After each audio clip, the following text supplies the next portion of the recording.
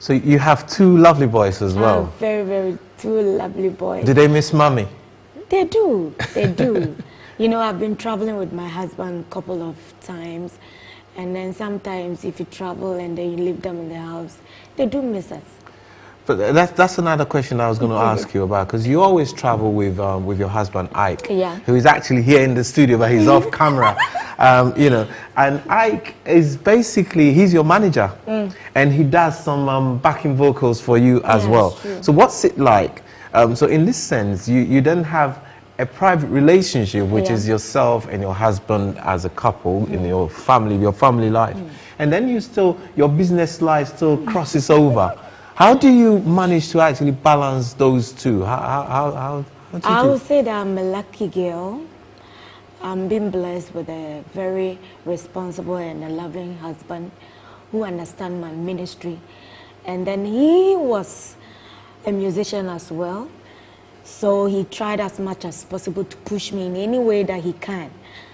And then comparing the two, when you take my marital aspect of my life, it's a different thing. I don't bring in my ministry into it. It's a different thing altogether. And when you go to my ministry, I thank God for my husband's life. He gets himself involved with whatever I do. I do most of the music that I do. When I'm in the studio, I have my engineer who has his voice in it. But when we come on stage, I have my husband as Nasi. Yeah. Who does all the Nasi stuff in it. And I thank God for my husband's life. I'm so happy.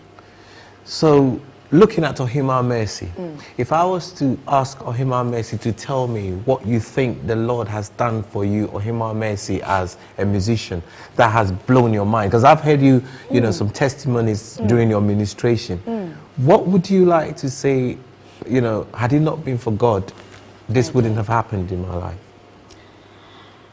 I remember where I'm coming from and looking at how far God has brought me. It's so wonderful. I would say that in my father's side and comparing my mother's side, there's no musician. And then looking at where God has picked me, I remember looking at my father's side, you look at the family, they are all drunkards. And then when you look at my mom's side, I'm coming from a family where they worship idols. And then when I look at how far God has brought me, where I'm picked up from, I realize God has been so good to me. God has been so good. If I'm to share my testimonies, we're not going to leave here. But I would say that God has been so good to me, and I'm so lucky to be a child of God. Wow. Yeah. Another question that I'm sure our viewers would like to hear from you.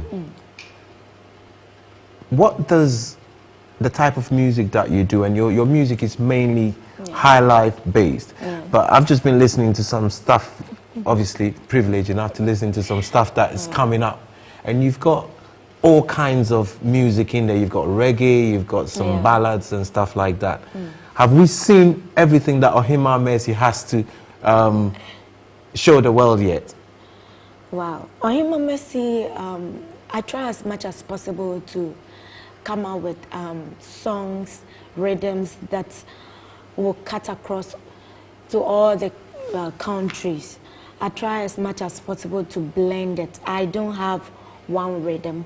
I have, whilst you were talking, you say I have reggae, I have all the, but most especially I don't defray from where I'm coming from. I try to blend in with the African rhythm, like we have in Ghana. We have the high life, we have the kete, and we have a lot. I try as much as possible to be Ohemaa Mercy, the rhythm that I was brought up into.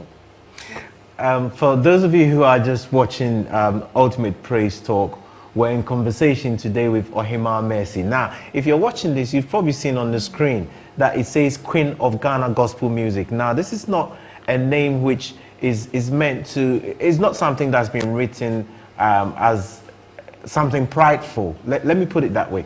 But the name Ohemaa means queen. Now, there's a reason why we're saying Queen.